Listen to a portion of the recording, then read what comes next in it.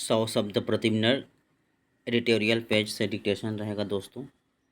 तैयार हो जाइए, 5 सेकंड बाद डिक्टेशन स्टार्ट होगा। रेडी।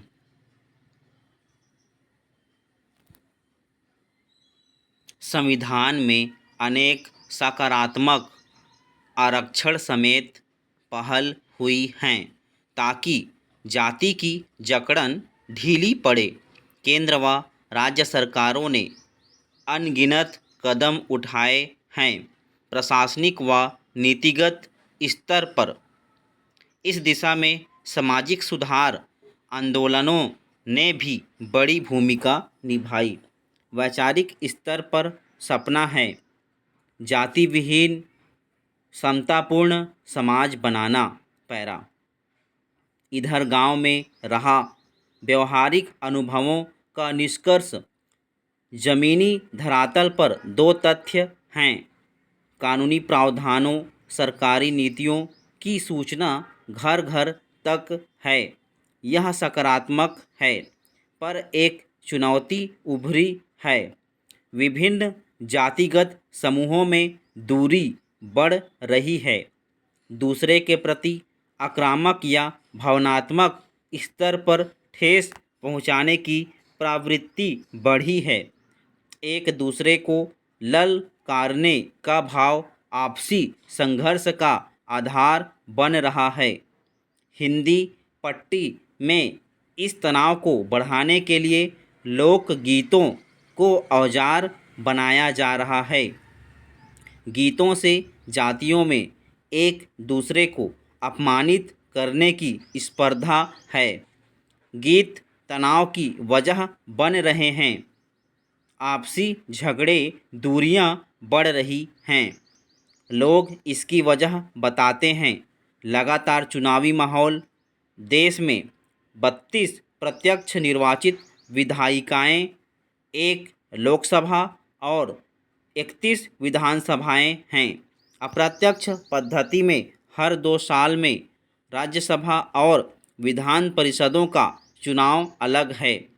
हर राज्य और केंद्र शासित राज्यों में निकाय ग्राम पंचायत के चुनाव चलते ही रहते हैं।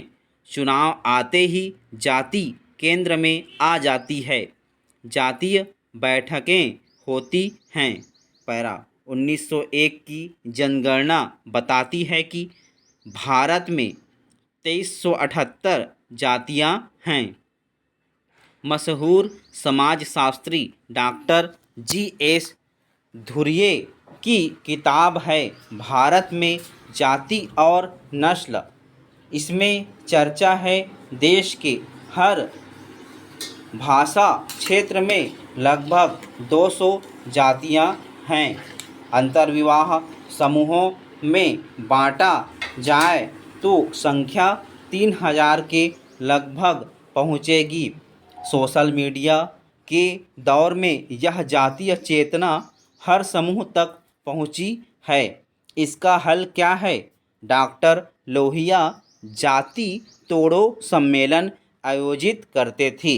जयप्रकाश जी ने जनेऊ तोड़ो का आह्वान किया था। डॉक्टर अंबेडकर ने जाति उन्मूलन की कल्पना की। गांधी ने इसके खिलाफ अभियान चलाया। अब राजनीतिक दल जातीय इकाई या जातीय प्रकोष्ठ बनाते हैं। सभी राजनीतिक दल कबीर की भाषा और परंपरा का पालन करें तो यह सामाजिक विद्वेष घट सकता है। वे यह भी बताएं कि वैज्ञानिक तथ्य क्या हैं। हरारी की विश्व प्रसिद्ध किताब है सेपियंस। वैज्ञानिक तथ्यों के साथ मानव समाज के विकसित होने की कहानी साफ है कि जाति बंटवारा बाद की देन है, मानव निर्मित है। खुद गीता में कृष्ण ने कहा कर्म मूल है। पैरा।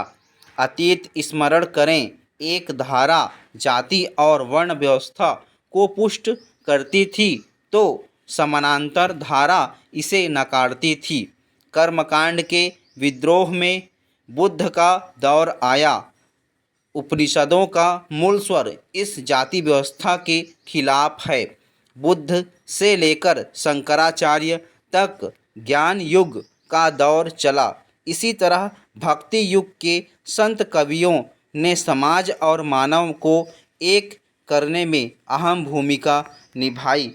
फिर दौर आया जब स्वामी दयानंद सरस्वती, स्वामी विवेकानंद, केशव चंद्र सेन, बंकिम चंद्र चटर्जी, स्वामी सहजानंद जैसे कर्मयोगी संत आए। स्टॉप। डिक्टेशन को लाइक शेयर कर देना दोस्तों। धन्यवाद आप सभी का।